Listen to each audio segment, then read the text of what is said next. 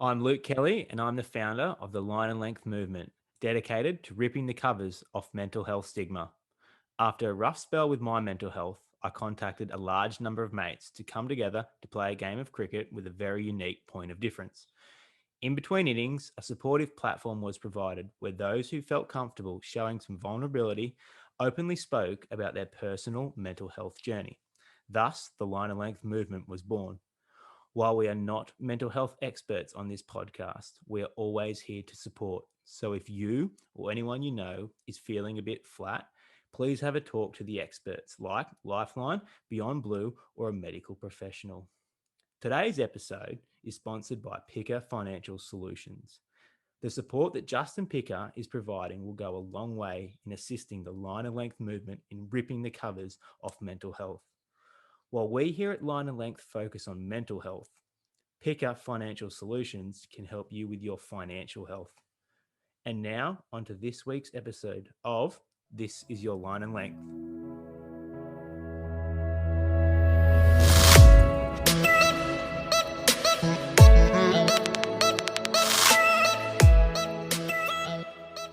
Hey team, welcome to the latest episode of This Is Your Line and Length. I'm your host Aiden, joined here by the other regular Luke Kelly. How you doing, mate? Yeah, I'm going well, Aiden. Yeah, going really well. Great to have Picker on the show. We are also joined here by not only one of our sponsors, but also Justin Picker. How are you, mate? Good, gents. How you going this morning? Yeah, Not too tip bad. top. Not too bad. Mate, welcome on the podcast. First off, I want to thank you Thank for you. sponsoring the show. The support that you've given us has allowed us to kind of extend the length of all of our podcasts, as well as bump up the audio quality that myself and Luke have. So first off, thank you very much, mate. We really appreciate it. Yeah, not a drama, lads. You're doing a marvelous thing, and I think it's a really good thing that you're doing, and hopefully it helps spread the word and get you guys out there. Again, I appreciate it. How have you been, mate? Like, what have you been up to? What's happening in the recent world of Justin Picker? Yeah, look, it's been a busy one, mate. I just got married just over a month ago, so yeah, it's been chaos, mate. Just like obviously, leading up to a wedding, you got your COVID worries, you got all that type of stuff. So that kind of took up pretty much the start of this year, and yeah, I suppose it's been wedding season as well. So we've been out and about a fair bit, and yeah, business is booming as well. Look, everyone wants to get in the property market and everything like that. So I've just been absolutely flat out. So great problems to have overall, but yeah, it's just been full on. So but no, mate, everything's good. Everything's going really well. But how do you sort of manage the stress of, like, we heard Hugh a while back was telling us how managing the sort of COVID and the wedding and having to shift dates and things like that. Was that something that you had to manage yourself as well? Look, I proposed back in August 2019, end of August 2019. So this was prior to COVID. We didn't have no idea with that, and we booked it obviously for March 2021. So we had no idea about COVID. Nothing really kind of popped up then, and we'd already kind of booked it and things like that. So yeah, a bit of a nervous wait, trying to work out, are we going to get affected, all that type of stuff. And I think we got pretty lucky there that it was just on the back end where they just lifted the dancing restriction. So that was kind of the biggest worry for my wife. But we got there in the end. It's all done and dusted. It was perfect experience all around. But yeah, it is a nerve-wracking time, and you're thinking you're spending quite a bit of cash on it. You want to make sure it's perfect. And, I think we got pretty close to that, considering the restrictions that we had. So, yeah, we were very lucky. Picker, I can confirm that it was an absolute belter of a night. Yeah, good, mate. Good. Look, I had a bit of fun as well. I had a bit of fun too. As long as you had fun, Picker, that's all that matters, right? Now, mate, tell me about starting up a business. You're in the sort of financial market. I imagine that's a pretty stressful area to be in, especially with all the COVID stuff that's going on, layoffs and things like that. Yep. What's it been like setting up a business and getting that up and running?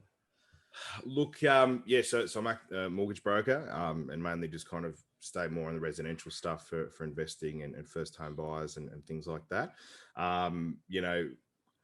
Kind of kicked things off there in mid 2018, and then it really kind of took full effect in 2019 there. So I kind of had a full year to kind of get things underway, and things were going along quite well. When COVID first hit, I was a bit worried, and had a pretty quiet month in April, I think, was kind of the first type of lockdown we had, where it was when the toilet paper stuff happened and everything like that, and everyone was freaking out. And that was kind of reflected for a short period of time. Within the housing market, there was houses, people panic buying really cheap, to get out because they weren't really sure what was going on, and it was predicted doom and gloom. And yeah, pretty much from May 2020 onwards, I've just kind of had record month after that, because everyone wants to buy. I just think a lot of people were still keen to buy, and we can probably see that right now. If not most markets across Australia have really gone up throughout the COVID times, and I really think that's on the back end of people weren't going out and buying coffees, they weren't doing this, they weren't doing that, and they wanted to invest their money, and obviously had to change their lifestyle. So a lot of people moving from the CBDs and the big cities, moving out to regional areas, or going from Sydney, say, to Queensland, and paying a quarter of the price, and that just kind of put more pressure on those markets. So COVID's probably actually helped the property market actually increase, and people to kind of review their finances and how they were living, and going, geez, I'm spending $300 a month on coffees, or I'm going out having lunch every day, or I'm doing this, I'm paying this in tolls and all that type of stuff, or I'm paying $1,000 a week to kind of live in a shoebox in Sydney, and then realizing, hey, I can just work from home now. I've got my phone and my laptop, and they said we had to use Zoom, and a lot of people kind of restructured their lives and financial plans. So I think that's been pretty much Australia-wide, that everyone's had to adapt. Yeah, I can imagine. Yeah. So, and I suppose on the back of that, broking as well had to do the same. And for me, I'll pretty much, in front of my phone and laptop most of the time. All the identification stuff's now digital. So I've been lucky in that sense as well. Minimal overhead costs, and obviously a lot more people willing to use Zoom and phone calls and adapt with technology, which makes it a bit easier, and obviously allows the business to grow further, which has been really good. Awesome, mate. And you're a one-man band, like it's just yourself, or do you have employees?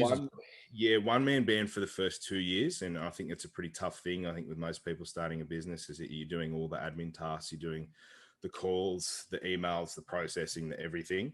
And now it's kind of getting to the point I'm getting a lot more inquiries, a lot more people coming to me asking questions and things like that. So I've got 2 staff now that help me out with that, and it's just something that's just kind of gradually gaining momentum, and kind of building from there. So it was a one-man band, pretty much through COVID, and it's really only been the last 6 months we've been able to kind of bring more people on as things have really started to grow.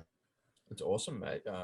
And that's obviously helped manage the sort of stress and stuff that you've had with work, getting those. 100%, mate. Look, you get to a point, I think, again, anyone who's starting a business, to be mindful that you are doing everything.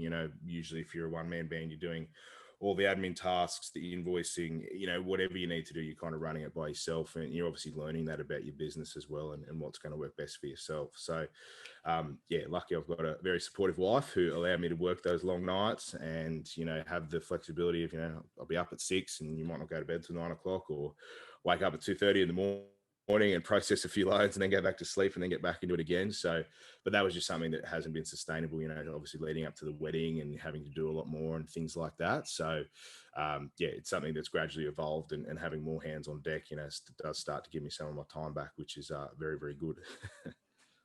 When you're working those sort of long days, mate, what did your self-care routine look like? Like, how did you make sure to take care of yourself through that period?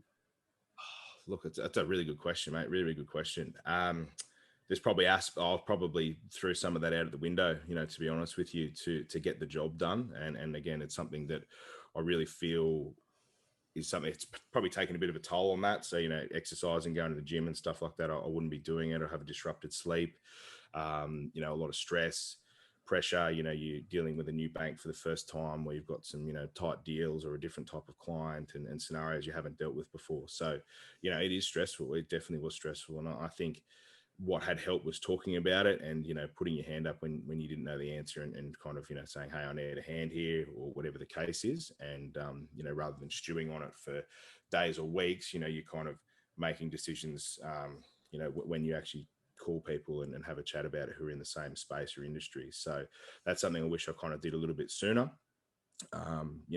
rather than spending countless hours and going round and round in circles mentally. But self-care now, obviously it's talking, getting on top of things early, getting back into exercise routine, managing time better, are all things now that I've implemented. But during that time it was definitely stressful, that's for sure.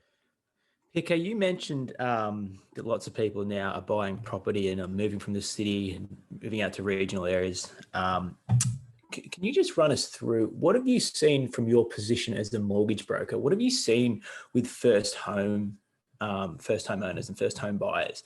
I mean, like me personally, buying a house was easily the most stressful thing that I've ever done, and you helped me and guided me and eased me through that. What have you also seen from your position with other people? Yeah, look, it is a stressful time, and it's one of those things you've just got to set that expectation early because it's an emotional purchase. You know, you're excited, you're like, "Wow, I'm going Yeah, to move out of home," and these type of things.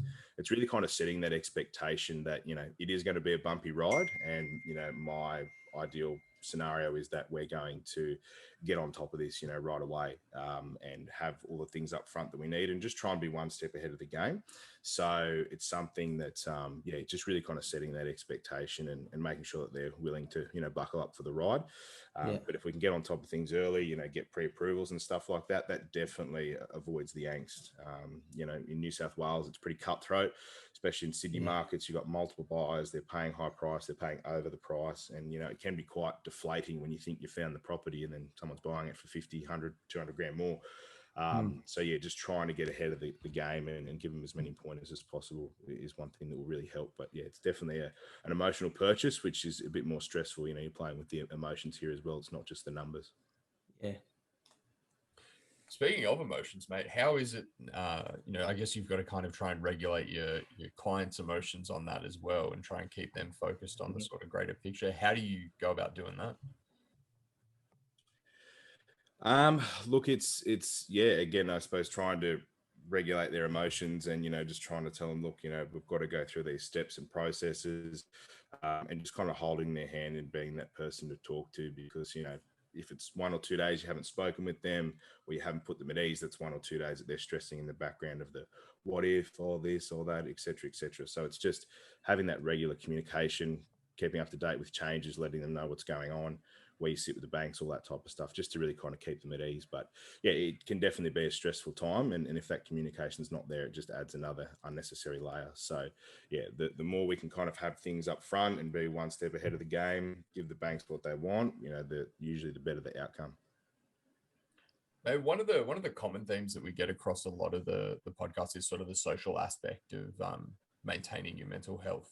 Kefty spoke about it really well in his episode. How do you manage running your own business, having a wedding, organizing a wedding, and sort of keeping up that social aspect? How do you go with that? Yeah, look, it's I suppose the good thing is going to the wedding. You see a lot of people and keep social, which is good. My role is spent most of the time on the phone talking to different people, and in this industry, as a broker, I kind of see it more as it's long-term relationships. So you're constantly talking to people, you want them to be, obviously be professional, but still have that friendly approach and make sure that you're getting along and, having kind of a bit of a beer test. I want to be working. If I can have a beer with you, I'll work with you. But if you feel like we're not gelling, then, we might not be the right fit for what you're looking at there. But in terms of, regulating, that aspect and trying to get on top of things, it's just being organized and something that I've just had to kind of make up on the fly. And I suppose there's a lot of things that I've learned now, since it's all kind of happened. And it's definitely a busy time and, something I'm a bit stoked. It's kind of chilled out a little bit, and I've had more hands on deck and the wedding's now done. So now we can kind of, some of those things that I've learned, I can now start to implement that and hopefully get some more of my time back, get my, stress under control and still manage to grow the business effectively. Right. You spoke about it briefly, sort of financial stress and the sort of difficulties that it can bring for people. Do you have any sort of info on that, or any I guess statistics or stuff around the sort of how financial health can impact your mental health as well? Yeah, 100%. Look, it's obviously mental health is huge, and finance can go hand in hand with that as well. Some pretty amazing stats that I've kind of had a bit of a look into recently is suicide for men between the age of 15 and 44. Suicide's the number one leading cause of death. And the second leading cause of death, from 44 to 60, behind cardiovascular disease there. and women as well, suicide between the ages of 15 and 44. So these are the prime years of our lives. And when we're trying to make a go of ourselves, when we're trying to, you know, identify who we are and kind of move forward there and really kind of build our family and, you know, obviously whatever your goals might be. So if, you know, finance is playing a big part of that, or you're not getting to where you want to be, you know, obviously the stats are kind of showing here that suicide is becoming an option that, you know, we really want to steer away from, and nothing's ever too bad. But the stats at the moment are showing us, you know, an otherwise, you know, a different picture there. So in terms of finance, you know, it's something that how much is this affecting us and our culture, you know, from day-to-day expenses and, you know, keeping up with the Joneses and being up to date on Instagram and all that type of stuff. Like, how much is that affecting us mentally? And that's something we definitely need to change, you know, over the next little period of time. And hopefully we can get podcasts like this and a lot more things out there that's definitely going to help as well.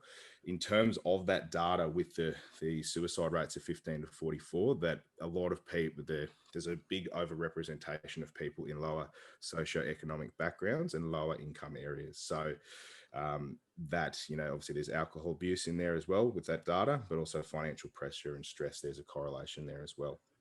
So, you know, finance certainly does play a big part. I know money's not everything, but, you know, it definitely helps. And it's something, I suppose, from my personal experience, I've seen that as a kid growing up, and, you know, probably something why I'm a little bit more passionate about it now, because I've seen it in my family where, you know, when money was good, things were good. And when money wasn't there, it wasn't great. And it's something that, you know, not everyone's in that same scenario, but if there's ways that we can kind of help people with financial tips and things like that, or if they're in a bit of financial bother, how can we turn that around and get that back on track on where they need to be? And, you know, if they're really, you know, having a tough time, there are things that can be done to turn that around, you know, and obviously, you know, we don't want people to be getting pushed to suicide or driving to the edge. So, you know, we can always speak up. There's always solutions and things out there we can do. So it's just kind of, if we can get these people earlier, especially in their prime years of life, of, you know, there's plenty of time to turn things around rather than turning to suicide. Pick at those suicide stats that you just said, like that is just identifying a national crisis. Like that is absolutely like so alarming. Like 100%. you just can't fathom it. 100%. I mean, you know, we live in such a great country, and there are so many things out there. We have so many choices and freedoms, and, you know, things we can do, but there's also so many pressures in our society and so many different avenues there that, you know, we need to explore more and talk about so that we can, you know, reduce these numbers and obviously get people back on track to where they want to be, and obviously not turning to suicide. But yeah, when I saw those numbers, I really fell off my chair. I was like, that is insane. You know, suicide for both men and women between 15 and 44 is the number one cause of death. So yeah, there's things we can do here. Yeah, those stats were really behind why we started Line and Length. I mean, it's just so alarming, and there's just no education out there. It's sort of just swept under the rug. So, you know, just hearing someone else verbalize that is just, you know, alarming to hear again. Every time you hear it, it's just alarming. 100%, mate. 100%. Definitely agree. I also think that, you know, along with this sort of financial stress, it's things like knowing what sort of help for mental health wise, what sort of help is out there, as well as for financial help. Like, you know, there are services out there that can help you get your finances under control. Do you have like a top 3 tips on what you can do to kind of control your finances or you know, reel it back in, Pickup? Yeah, 100%. Look, you know, there's definitely a few things out there, and I think probably the first thing it's really speaking up and having a chat about that.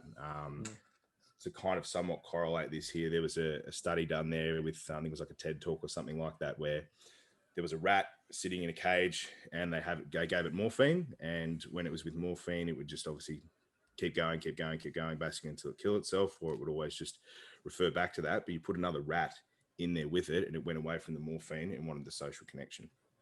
So I think really number one is talking about it and getting yourself around people who can help you, and even just, you know, having a chat with your wife, your best mate, your boss, I mean, whoever it is, just to get it out there, just to have that conversation, because one, it'll give that accountability, and also, you know, there's that responsibility as well, but knowing that someone's on your team and nothing's ever too bad to discuss that. So number one, yeah, definitely having a chat with someone close to you, and or even if you need to have a chat with me, again, it's all confidential, and there's obviously things we can kind of do there. And the number two, I'd say is, yeah, once we kind of have a chat, it's probably having a look into it a bit more detail. And when you actually realize some of these things, it's not even that bad. Like, when you explain it and get it out there, it might not actually be as bad or as catastrophic that what's kind of been built up in your head upstairs. So, even if finance is really, really bad, there's always things out there that can be done. And it's just making sure you've got the right people on your team there as well to do that. I've heard about that that rat or that mice experiment that you mentioned about. Johan Hari references it in his book Lost Connections, and it really identified for me the power of social connection. And how he explained it was that there was once they did this study where they put a rat by itself in a cage, and they put it they gave it water and they gave it liquid cocaine. And when it was by itself and it had nothing to do, it constantly just drank the liquid cocaine. But then they left the water and the liquid cocaine, but they also gave it a playmate, and they made it like a rat amusement park. So they gave like a spinning wheel, a seesaw, heaps of things to play with. And then they found that both of the rats chose to drink the water instead of the liquid cocaine. So it's just the when you have social connection and you have things to do in society, and you make the choices when you feel like you've got better options, you'll make better decisions for yourself. 100%, mate. Very well said. That was what I was trying to get to. I just probably didn't say it as well, but no, 100%, mate. And that's the thing. Once you've got that purpose and the goals, and you've got the people around you, you'll definitely make better choices. But I think everyone in their life has their own vice for whatever it is, whether it's drugs, alcohol, gambling, gym, Instagram, whatever it is. People have got that. But when you can kind of surround yourself with the right people, right supports, you'll be amazed what you can get done. Yeah. How do you go with sort of managing your own personal vice there, Picker? Mate, it's a little bit tough. If you may or may not know, I suppose to me, my vice has been gambling. More so, sports, online sports bet and tab and all that type of stuff has been my vice. Pretty much for the last 6 years. Something that I've had the highs, I've had the lows, and everything kind of in between. So it is something now that I definitely feel like I'm getting on top of. Definitely a bit more managed. From where obviously we were before, but. Yeah, it's something that's a huge problem. And I think it's, an underlying, I don't want to say the word epidemic, but it's something that it's definitely growing, and there's not a lot of information about it, in terms of online sports betting and stuff like that. There's really nothing there. Like when I was in the depths of hell, which I thought I was in the depths of hell at the time, there's really not a lot out there at the moment for that. And it's very, very easy to kind of get sucked back in. Picker, I remember when we were traveling around Eastern Europe and you were referencing your gambling here, you were constantly watching NBA basketball. That seemed to be what your vice in terms of sports betting was. Do you reckon that's pretty prevalent? Is it just online basketball that's taken off in, young males our age, or what are you seeing it as? Or is it everything? 100%, mate. Look, I think it's just sports in general and anything you can really get on. You've got the Premier League, you've got basketball, you've got the racing, you've got rugby league, union, AFL. Everything is kind of there. There's a market to be bet on. Even through the novelty bets, politics, the Bachelorette, whatever it is, you can throw a bet on it. So it's something now that I think it's very ingrained in our culture. I mean, every time you go to the pub or you catch up with mates, everyone's talking about getting a bet on, and we rewind 5 years ago. I don't think that was really happening. I don't think every second ad on TV was that either. So, it's definitely very prevalent, with the younger kids. And I know that you kind of mentioned there that, even kids at school are talking about the odds, on games and things like that. So I think now as technology has progressed, it's a lot easier to make an account. It's a lot easier to put money into it. And now that you can kind of watch so many sports and something that I realized pretty much from Friday through to Sunday, you've got like 24 hours worth of sport. So you could have your Premier League from midnight to 5 a.m. You'd have basketball all day. Then you'd have rugby league, union, AFL all through the night. We've had horse races in there too. And then the Premier League back again. So pretty much Friday to Sunday, you could bet 24 hours on pretty, high profile sports. Yeah. Picker, you were incredibly brave, and at one of the line and length cups, you spoke up and you said to all the boys listening that you felt like you had a gambling addiction and you were really trying to manage it, and everyone was supportive of you since then. Do you mind just painting a picture of what it sort of looked like when you identified that you had a problem? I mean, was it just one better day, or what did it look like, so we can sort of get an understanding of that? Yeah, cool.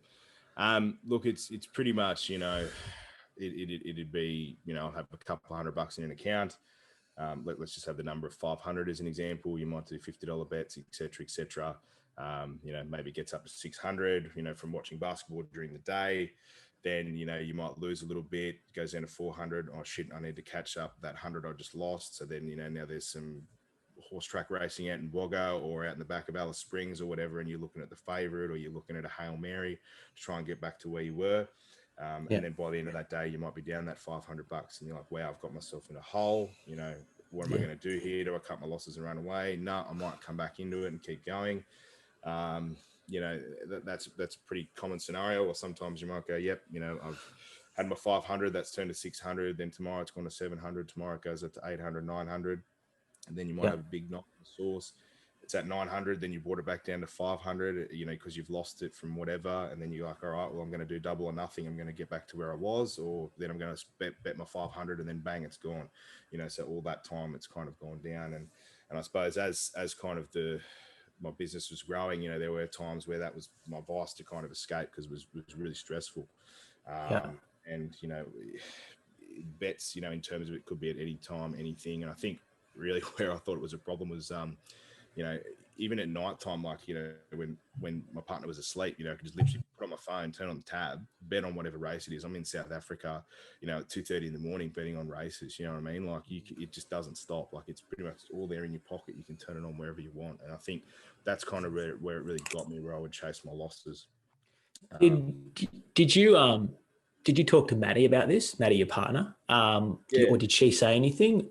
Look, I did tell her, she knew that I'd have kind of a bit of a social bet and things like that and whatnot. But when, I started losing and kind of chasing losses and things like that, I'd be very withdrawn.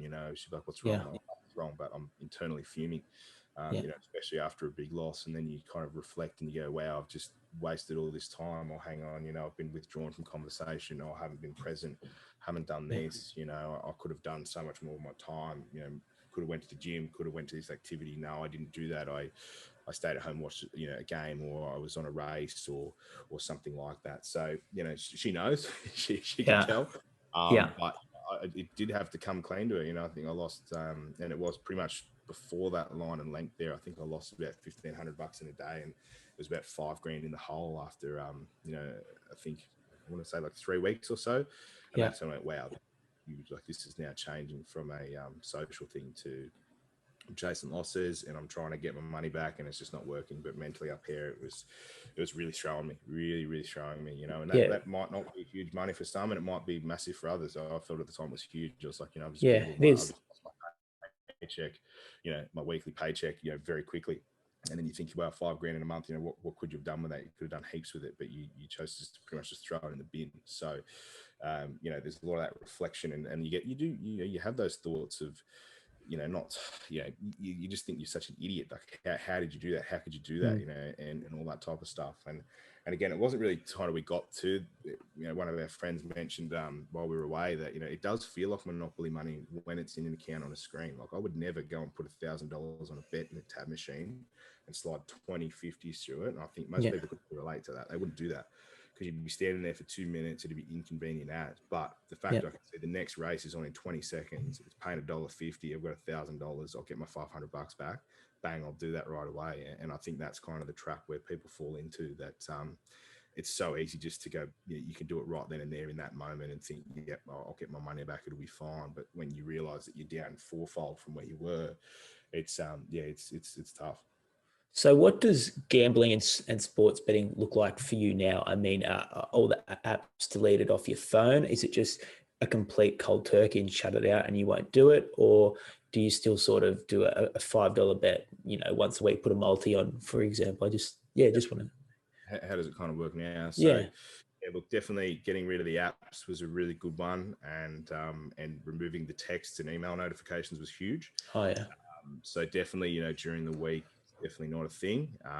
If you're at the pub with mates, you might put a little bit on, either on a Friday, Saturday horses. If you're at the pub, might have a couple little goes there, but it's definitely a lot more in check than what it was before. I definitely say it's still something that I'm overcoming. It's not something that's completely dead in the water. You do have those urges, but again, you're just kind of going with, what you're willing to lose, essentially. So if I'm only losing $50, I'm losing $50. I'm not losing $5,000. It's something you kind of want to keep in check. But there are other things that can really help. If you ban yourself from the accounts, delete it all off your phones. Don't go into those areas. Don't go around, hanging out with people who want to have a punt and stuff like that. But it's something that I've had to been able to kind of bring back in line. Especially when you have a few too many beers, and then your risk factor starts to go out the window. It's just something that it's not worth adding that, gambling hangover. When you wake up with a hangover and then you realize you've lost $600 as well, that just makes it twice as worse. So I can imagine. Yeah. definitely try not to compound that. But yeah, definitely a lot more in check. I'd say that I'm still doing a lot more for a social thing. And my thought process, I was like, wow, this is easy to make money. Initially at the start, you get the bonus bets and the sign-ups and all that type of stuff. And after a while, because I was, taking it for a ride, they ban you pretty quickly. So, they'll promote all the promos on TV, but it doesn't take long. They'll look at your account and they'll ban you pretty quick. If you are actually making a quid. And that's the thing where I kind of got stuck is, after being banned from all the promotions, I still wanted to get my betting hit. And then obviously I could see it was starting to go into a dark place if I didn't get on top of it. What advice, Pick, would you give to someone that's listening and they might internally be thinking, oh, this rings a few bells for me. I might be a bit touch and go here. What advice would you give to that person?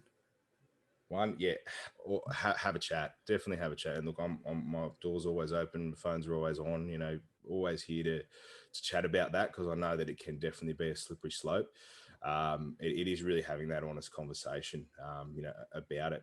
If it's online gambling, if it's pokies, whatever it is, I think the first step is going, yep, this is what's happening. I don't think it's right. This is what's going through my mind at the moment. Can we break it down? Let's chat about it, to see if it actually is an issue. And the other thing is surrendering your finances was a huge one. So, again, now that, you can just Apple Pay, bang, it's in there within 30 seconds, it's ready to go. If you've got someone else looking at your accounts, so what Maddie and I did, we set up a joint bank account.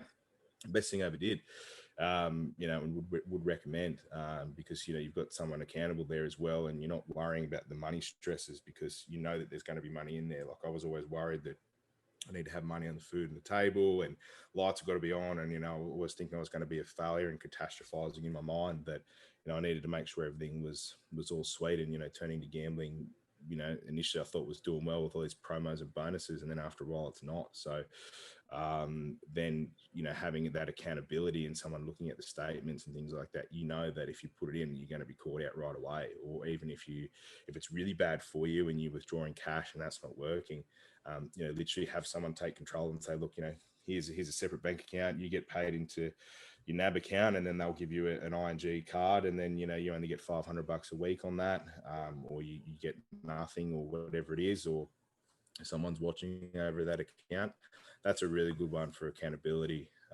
If you're really struggling there. In terms of the betting structure, think about how many bets you're putting on a day. If it's just the footy and it's, 2 or 9, okay, and it's $20, probably not an issue. But if you're putting 40 bets on during the day on the horses, and then you're also, going further with that, it's something that's, and then you're going into the night, you're betting at 2, 3 in the morning, you can continually going, and you can look in a 24-hour period. And if you've got 20, 30, 40, 50 bets, you're thinking you probably should talk to someone about that. Picker, that's just so refreshing to hear someone speak so openly and honestly about an issue in their life. Like, that's really powerful stuff, mate. There are so many people listening to this that would resonate with, and for you to just, show a bit of vulnerability and share your story. I mean, that just sums up what this whole line and length movement's about, mate. So I really appreciate that insight into your life and one of your struggles. And it's great to hear how you're sort of coming out the other end of it now. 100%, mate. Look, I know it's it's tough for most people. And I think that this is an emerging problem which doesn't get much spotlight at all. I'll bet you there's that many kids, that are fresh 18 that are just getting into it, popping multis on, or, you might be an apprentice tradie or something like that, and it's on the work site and everyone's talking about it. If kids are talking about it in primary school, what's it going to be like in 10 years' time? Every second ad on TV is a punting ad or whatever it is. And now that it's, it's really getting ingrained, I just think that, if this can help someone, that'd be great. But if you can just get a bit more awareness out there, just to, how easy it is to fall into these things, and, feeling that, oh, it's on the screen, it's like monopoly money, it's not even real money. It might help someone out there, just to have a chat and at least change their ways and kind of get them back on track, because it's not just losing the money, it's it's the social aspect, it's the mental aspect. There's so many things there that are ingrained with it. It's that escape from reality, those type of things as well. So yeah. I love it. I've just got a quick question. Did you, when you realized you had an issue with gambling, did you try to just cut it cold turkey, just completely cut it all out? Or was it more of like a slowly cull it back sort of thing? No, look, I've had the, you lose $1,000, bang, I'm going to delete every app. F this, F that, I'm getting rid of it, unsubscribe from everything. And then, 2 weeks later, you see an ad on TV and bang, you're back into it again, or you have a win or something like that. Or, you put 50 in the pokers, come out with 1,000, put 500 back in your sports bet account, and away you go. It's something that, you try and mitigate risk, and you try and rationalize things that it's okay. I've been down this slippery slope, but now I'm back up, and, I got my $1,000 back that I lost a month ago. So now it's fine, and all that type of stuff. And, it's something that, I did keep track of it. I kind of thought of it as a money making thing, in the first, couple of years. And then I was just like, no, this is silly. Like it's just not going to work. So I've been to the cold turkey. I've been the mitigating things. I've been all that. It's just now that it's something that, living with and just managing it myself to go, look, you've been the highs, you've been the lows, you've seen what the lows can do to you. Like, just don't dabble that far. You lose $50, you lose $50, move on. There's plenty of other things to do, rather than just stewing on that. And I think, it's something, though, depending on where you might be in your life or what your finances are or whatever, it's something that will really kind of affect how much that $50 loss will affect you. And if it's something that's going to be such a deal breaker, you definitely either have a chat with someone about it, ban the accounts, delete it, make it as hard as you can for yourself to try and get back into it. And I think every scenario is going to be different. It's just that, trying to work out what's going to be best for yourself. So for me, I think it's something I'm still managing, still trying to find that golden ticket on the way out. But, I'm pretty much at the door. I'm kind of done with it, because you just realize, now that I'm married, I've got a business to run, there's mouths to feed, there's deals to get done. There's people want to buy houses. I mean, at the end of the day, that's the stuff that is taking up most of my time. And I really don't have any time to get on, to be honest with you. Yeah.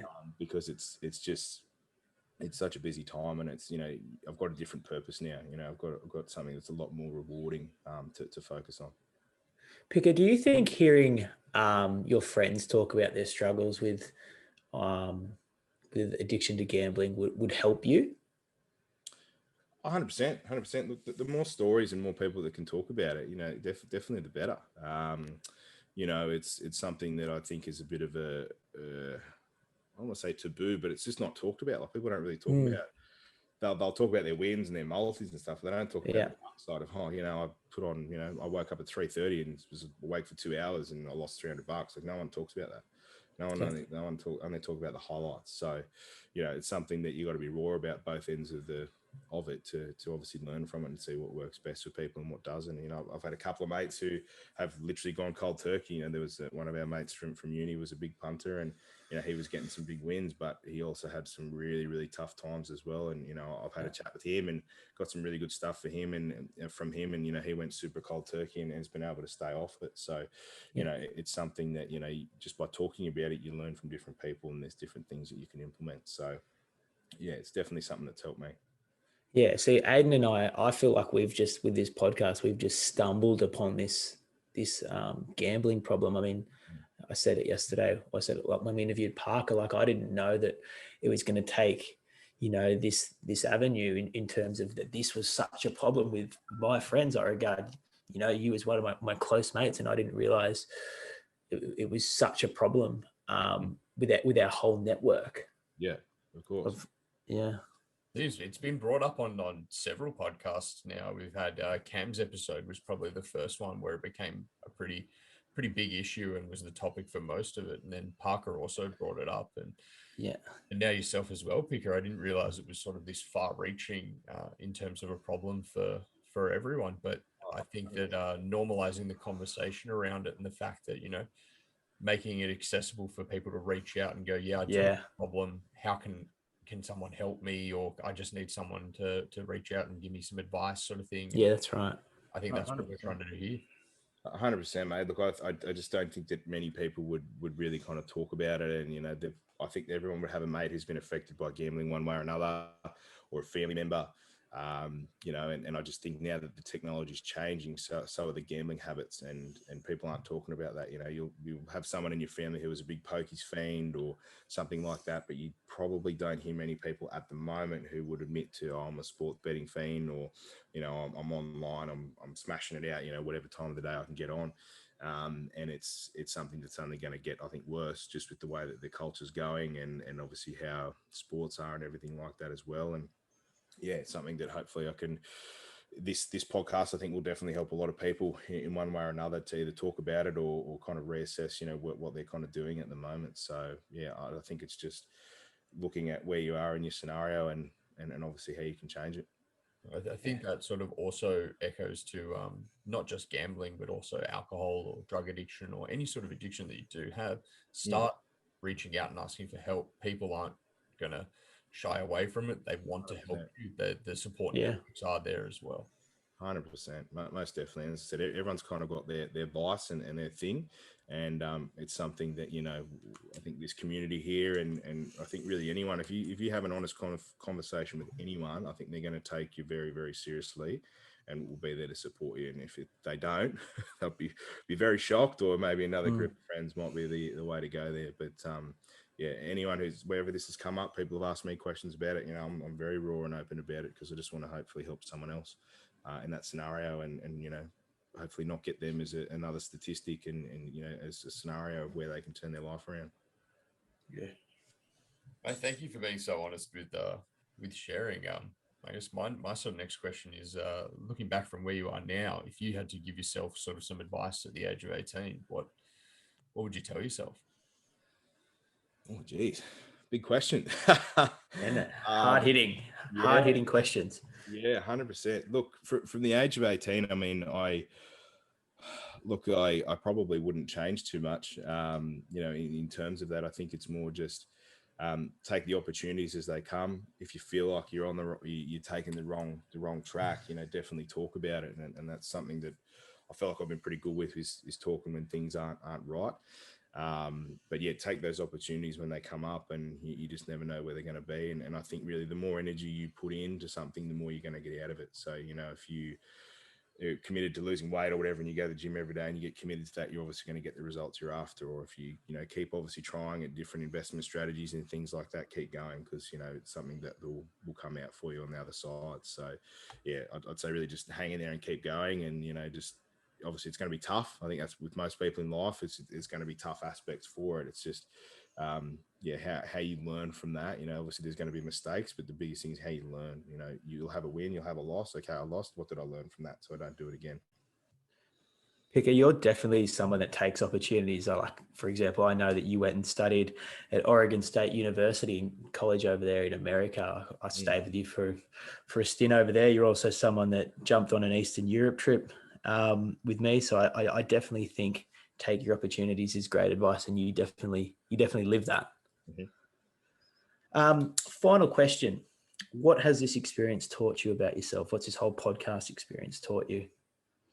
Look, it's good to share these stories. I think podcasts are a great way to really kind of get that information out there that people might need to hear. And it's really something that makes you raw and open up. And, if rather than telling this story 300 times, 300 people might listen to it, and get some information from it. So, it's something that, I really appreciate, being able to jump on board and talk about this stuff. But the main thing is I just hope that, people can move forward from it. And, I'm here to help. If you're going through any of this type of stuff, I'm more than happy to talk about it, from a friendly level, but also from a professional level. So, with the finance stuff that I look at, I'm more than happy to kind of put things in perspective and obviously see, what we can improve and what we can change. And hopefully this podcast will give a platform for people to do that if they require that service.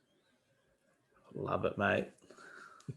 Certainly echoes the thoughts and feelings of everyone that's been on the Line and Length. But this is your Line and Length so far. I think that's a really nice place to sort of leave off for this podcast, guys. I think, Pika, thank you for coming on and sharing your story and sort of highlighting those, statistics that really need to be addressed, but also, telling your own personal story around gambling addiction. Kel and I both really appreciate it. So thanks very much for coming on, mate. Yeah, no, that's not a drama, guys. And obviously anything you need, just let me know. And anyone listening to this podcast, like truly just sing out if you need a hand. Just one other quick little plug as well for there's an Instagram page called Kicking the Punt, and that is a really, really good Instagram page for other people who might be struggling with all forms of gambling. There's a guy on there, I think he lives in Queensland. He's very, very raw and honest. And starting to get a bit of a following, and there's a lot of really good, stories and scenarios as well. Whether it's not just sports betting, it's pokies, it's whatever it is, it's blackjack, all that type of stuff. And it's a really, really good page. So definitely would recommend to check that out if you're having a drama. And anything anyone within the Line and Length community can do or whatever, just reach out. And it's not weak to speak. It will make you definitely stronger once you're able to kind of chat about it and move forward. And I hope this podcast continues to do that. And hopefully this will help someone as well. But I really appreciate the time and coming on board. Love it, mate. Brilliant. Thanks again, Pick. Just going to wrap us up here for this week's episode of This Is Your Line and Length. Like I say at the end of every episode, if you want to be a part of this podcast, please reach out to myself and Kel. We're happy to have you on, and if you're comfortable sharing your story, we'd love to hear it. But that's it from us, guys. Once again, Justin, thanks for coming on, mate, and we'll see you all next week. All right, gents. Thank you.